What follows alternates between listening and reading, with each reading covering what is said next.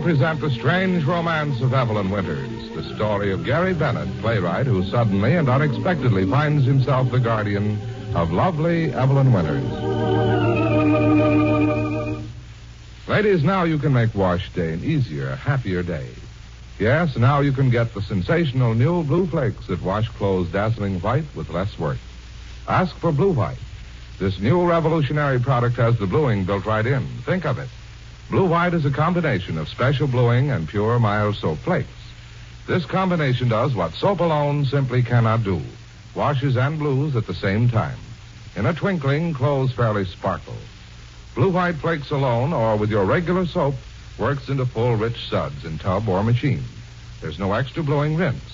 You'll be amazed to see the mounds of cleansing white suds with glorious sky blue water underneath. You'll be thrilled to see your things come out whiter, brighter than ever before. Blue White never streaks, never over blues. And see it end the gray look your clothes have picked up during the soap shortage. Avoid substitutes. Accept only genuine BLUWHITE, Blue White.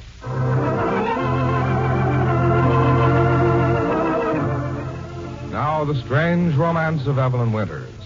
The story in which Evelyn is secretly in love with her guardian, Gary Bennett.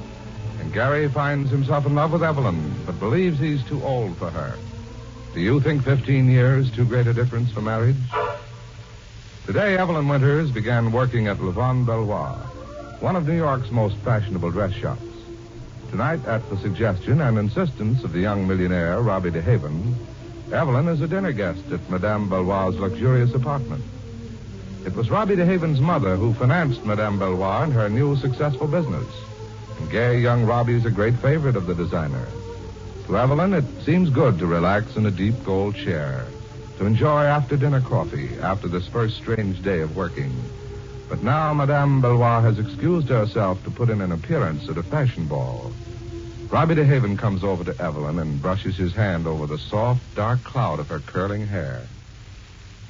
Evelyn, you're a pretty little goddess. Thanks. Robbie, I think... Come on over to the love seat and we'll talk about us. Oh, I think I better go on home. But Madame Belvoir said you weren't to leave just because she had to go out. But I have to work tomorrow.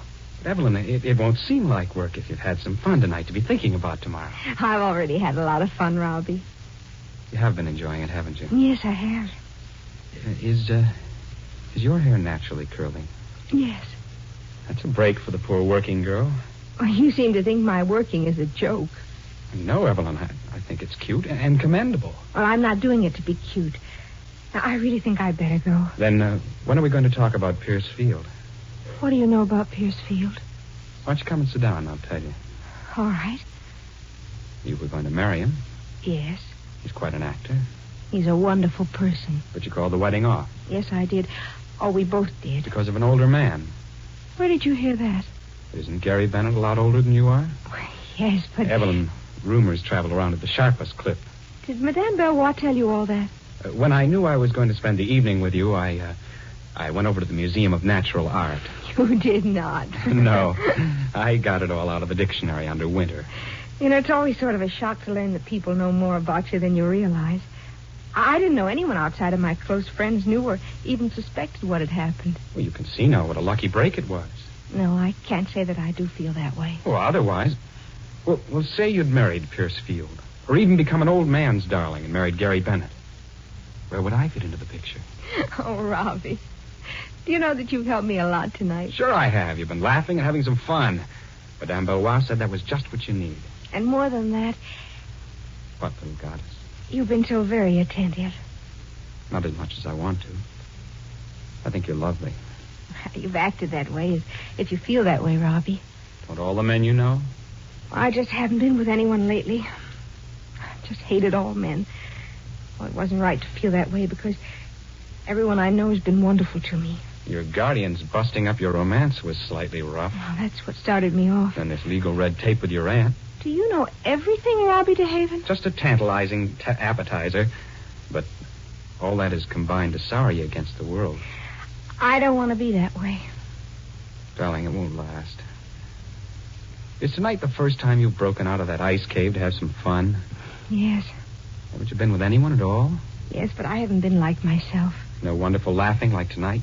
No, and Robbie, it isn't fun to feel cross and hateful. To feel that you can't trust anyone. And then not to see anything ahead. What do you want? Well, that's just the awful part of it. I don't know. I know just how you feel, Evelyn. I don't either. Robbie, why is it? Is it because we weren't brought up to do anything? Because we had the money we needed without working for it? Rotten rich.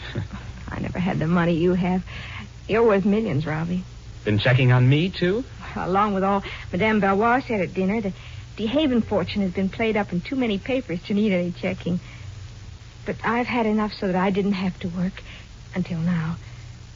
And then what purpose does a person have in life? Now you're working. You still say you don't know where you're headed or what you want? Well, at least I'm not sitting around and doing nothing. Maybe through this I'll discover something I can do. Robbie, what do you do all the time? Nothing. It's getting to be awfully hard work. Why did you come to New York now? I'm going on a cruise. Oh, where are you going? Evelyn, I don't know. Wherever I feel like going. You mean you have your own boat? Uh-huh. All the same as those white yacht jobs you see in the movies. It's being put in shape now. Oh, then you're busy with that. Well, I don't have to do any of the paint scraping. Exactly. I know, but ordering supplies and things like that. And cut my skipper out of a job? Oh, gee, I love boats. You want to come along? Oh, Robbie, I'd love to. Evelyn, I'd love to have you. Okay. Okay. Oh, great. You think I'm kidding? Oh, a week ago I might have taken you up on it, Robbie. Then I would have said, wonderful, who's going and when do we leave? But now I have to say sorry, but I have a job. You leave that part of it to me. Oh, sure, Robbie. You just go into Madame Valois and tell her to send me as a style scout to the West Indies. Evelyn, you're a refreshing piece of candy. You too, Robbie. I like you. And you want to go along? Well, I said I'd love to, but... Don't say another word, sweetheart. We'll go.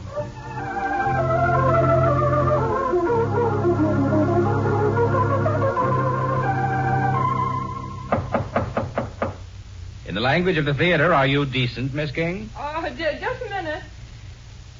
Okay, Gary. Ah, our leading lady showing off a new dressing gown. Brand new, Gary. Just flew up from Bermuda. Cleve Barrington shows excellent taste. How do you know that Cleve sent it to me? I read that he was down there. But he's getting back tonight. Where is he? Oh, not that it's of any interest to you. Oh, speaking of gifts and good taste, Evelyn's earrings are beautiful, Gary. Gifts, good taste. What earrings, Janet? Oh, I met her over on Park. She was wearing them. Gold-colored swords crossed in military fashion with a ruby-colored stone in the hilt of each sword. Aren't you getting mixed up with the Victory Sword lapel pin I gave her? The earrings match the lapel pin. Oh, it's a beautiful set, exciting as anything I've seen. The pin was a copy of the sword Eisenhower received from the... People of Great Britain. I know. Evelyn told me. And I thought you'd have the earrings made up to match. I wish I'd thought of it. Sounds like a good idea. But I don't know anything about them. You must have her tell you the story back of them. They're a symbol of romance and the happiness every one of us seems to be looking for. Evelyn says something very good in life has already happened to her since she got them. What sort of good thing in life, Janet? Well, she was wearing them today when she got her first job. Well, you know that she's working at Bellois. Yes, I know. I'll be interested in seeing the earrings. Jan, that play outline I gave you to read, have you got it here? Oh, it's at home, Gary. I'm ashamed to say I haven't gotten around to reading it. Suppose I take you home after the show and collect it. I want to get to work on it. Oh, give me another day of grace. I do want to read it. All right, Jan. I forgot that Barrington was arriving tonight. You'll want to be with him. That's something I'm not exactly sure of. But I'm glad you've mentioned it. Gary, I've wanted to talk to you. I've been seeing a lot of Cleve. Yes, I know it. It didn't bother you, did it, Gary? Is that why you were seeing him, Jan? At first. No, it didn't bother me. Except that But what, Gary? you seemed more like the Janice I used to know. You've been bubbling over and light-hearted. It reminded me of various moments. Jan, are you in love with Cleve? I'm not sure. We talked about it. We thought maybe his being away would draw the lines a little more clearly for us. But when we see each other again, we may know. Jan, I think that's wonderful. Well, maybe it will be. 5 minutes, Miss Kay. Oh, thank you. Gary, let's leave it like this. If Cleve doesn't stop in at the theater, take me home. Seems strange to talk to you about this. Yet I've wanted very much to talk to you. I'm glad you feel that way, Jan. But I'll add one more condition. Provided Cleve doesn't stop by, I'll take you home. Provided... Department of complete confusion. Provided what? Provided I'm not able to reach Evelyn in the meantime. Oh, that seems fair enough. I'd like to talk to her and see how her first day of work went. She must be home by now. No, she isn't. Dollars to donuts, she's soaking her poor, tired feet in a tub of hot water. I'm too tired to answer the phone. Oh, Maggie answers it. Evelyn's been out for dinner somewhere. Went right from work. Miss King, Mr. Banker's asking to see you. Oh, tell her to... just a minute. It's almost curtain time, Jan. I know. Gary, what shall I do? There's time to see him if you want to. Not before I go on stage, Gary. I'm afraid to. Just to say hello. No, I'd rather do the show feeling as I do right now. Oh, Gary, there's so much more that I want out of life than I've been getting. I can't bear to be thrown down from the heights, if that's what it's to be. But, Jan, if Cleve's driving on up to his place on the Hudson this evening, he may not be able to wait until the show's over. He doesn't want to see me for any longer than just to say hello. It means it doesn't mean any more to him than just that. Oh, Gary, will you ask him if he'll wait until the show's over? Yes, Jan, I'll ask him. And if he doesn't want to wait, then I'd rather not see him, even to say hello. But one way or the other, Gary, I don't want to know until the show's over.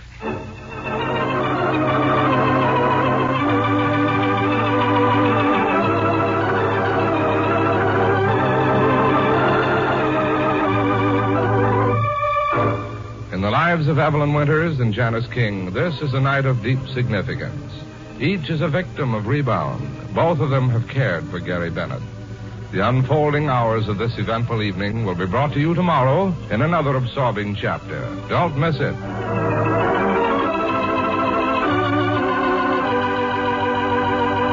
Ladies, if you love to keep your precious blouses and undies new-looking, discover the sensational new Blue Flakes that wash them brighter, prettier. These wonderful Blue Flakes with the bluing built right in are called Blue White. This revolutionary new product is a combination of special bluing and pure mild soap flakes. This combination does what soap alone simply cannot do. It washes and blues at the same time. The lovely blue water heaped with cleansing white suds is all you need to make white slips and blouses dazzling white. Tinted things sparkling. There's no extra bluing rinse. Blue White never overblues, never streaks. So avoid substitutes. Get genuine BLUWHITE Blue White today.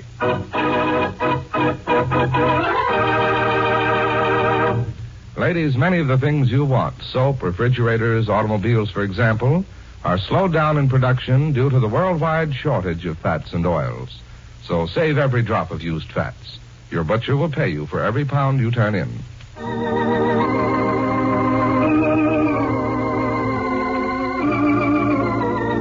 Be sure to listen tomorrow to the next chapter of The Strange Romance of Evelyn Winters. Till then, this is Larry Elliott saying goodbye for Blue White, the new revolutionary product that washes and blues at the same time.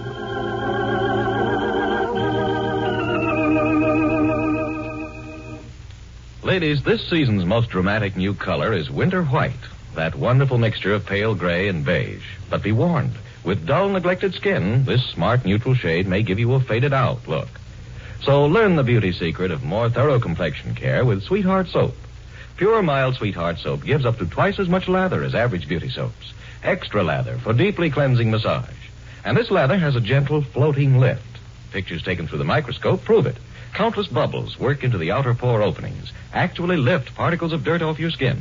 Lift off dry skin flakes, too, and simply float them away. So begin Sweetheart's Extra Lather Care. Massage your face 1 minute, night and morning, with Sweetheart's Extra Lather. Rinse with warm, then cold water. This gentle, thorough Sweetheart care cleanses, stimulates, awakens natural radiance. It's a joy to see.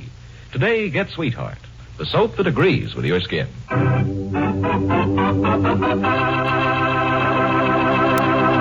The Strange Romance of Evelyn Winters will be on the air at the same time tomorrow. This is CBS, the Columbia Broadcasting System.